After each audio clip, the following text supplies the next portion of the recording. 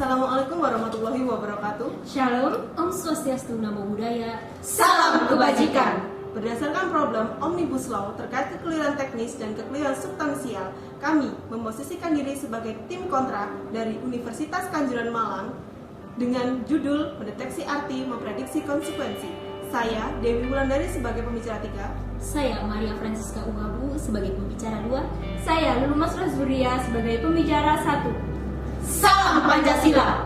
Berdasarkan artikel yang kami tulis bahwa RUU Omnibus Law dalam posisinya sekarang masih dalam tahap pengajuan ke legislatif untuk dikaji lebih lanjut, diuji kepada publik. Kami sebagai bagian dari publik turut memberi tanggapan mengenai RUU Omnibus Law dan sudut pandang Critical Legal Studies.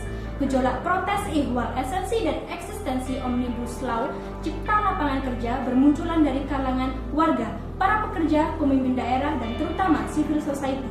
Sehingga kami memposisikan sebagai tim kontra yang mengkaji pada duduk perkara ihwal 2 hal. Kajian pertama, kekeliruan teknis berupa nama atau judul produk hukum yang dirancang yakni Omnibus Law.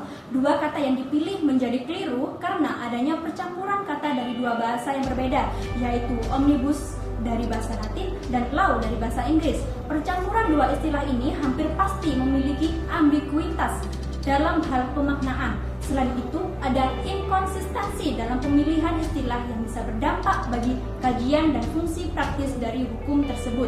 Kajian kedua, kekeliruan substansial dari Omnibus Law, kami memprediksi konsekuensi logis dari RUU Omnibus Law, yaitu dengan intensi menciptakan lapangan kerja, pemerintah justru terjebak dengan memberi kepercayaan pada para pengusaha untuk mengatur sendiri para pekerja baik dalam skema pola kerja maupun pola pemutusan hubungan kerja. Disinilah kami keberatan karena pemerintah dengan demikian melepaskan perannya sebagai regulator sekaligus penjamin nasib dan hidup para pekerja yang adalah warga negara itu sendiri. Adanya kekeliruan nama produk hukum yakni Omnibus Law.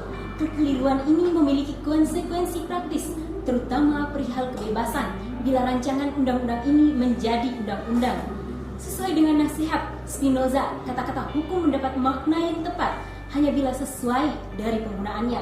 2 kata yang dipilih menjadi keliru karena pencampuran kata dari 2 bahasa yang berbeda. Omnibus yang berasal dari bahasa Latin dan Law yang berasal dari bahasa Inggris. Pencampuran 2 istilah ini hampir pasti memiliki ambiguitas dalam hal pemaknaan.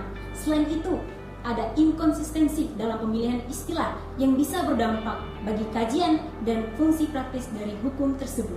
Dalam filsafat hukum, terutama yang bermula di era modern, produk-produk hukum idealnya mesti dikaji secara mendetail, khususnya ihwal nama dari hukum yang akan dibuat.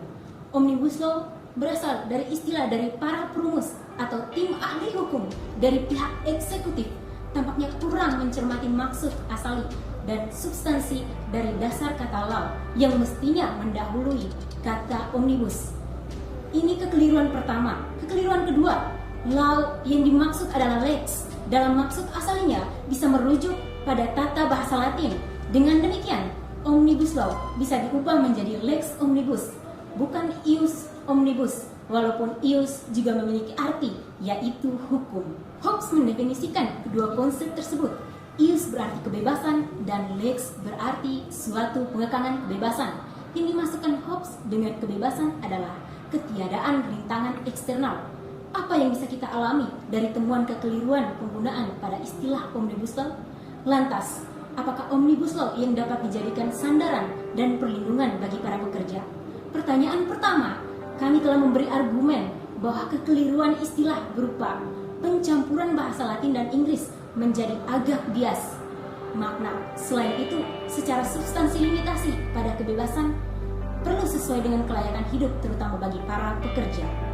Berdasarkan problem-problem RUU Cipta Kerja masih perlu dikaji lebih lanjut, merujuk pada pendapat Spinoza dan Thomas Hobbes bahwa penggunaan bahasa dalam nama produk hukum haruslah selaras dengan memilih apakah sama-sama menggunakan bahasa Inggris sehingga menjadi law entirely atau menggunakan bahasa Latin saja menjadi lex omnibus ataupun mentranslitnya menjadi bahasa Indonesia menjadi hukum terpadu atau terintegrasi.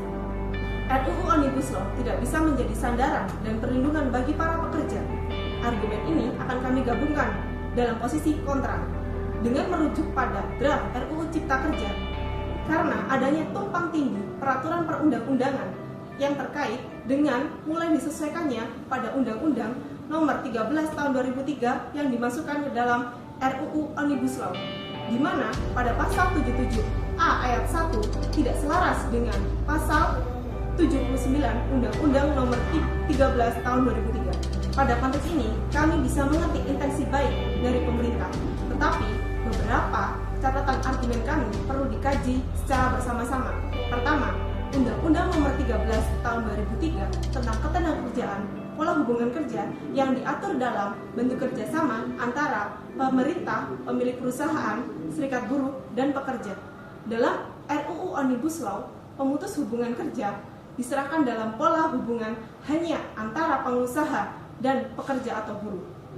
Maka perusahaan bisa melakukan keputusan secara subjektif dalam pemutusan hubungan kerja, sehingga konsekuensinya diterima oleh pekerja dalam Undang-Undang Omnibus Law dan mengakibatkan tindakan sewenang-wenang. Demikian argumentasi yang kami sampaikan terkait rancangan Undang-Undang Omnibus Law. Sekian dari kami, terima kasih. Salam Pancasila.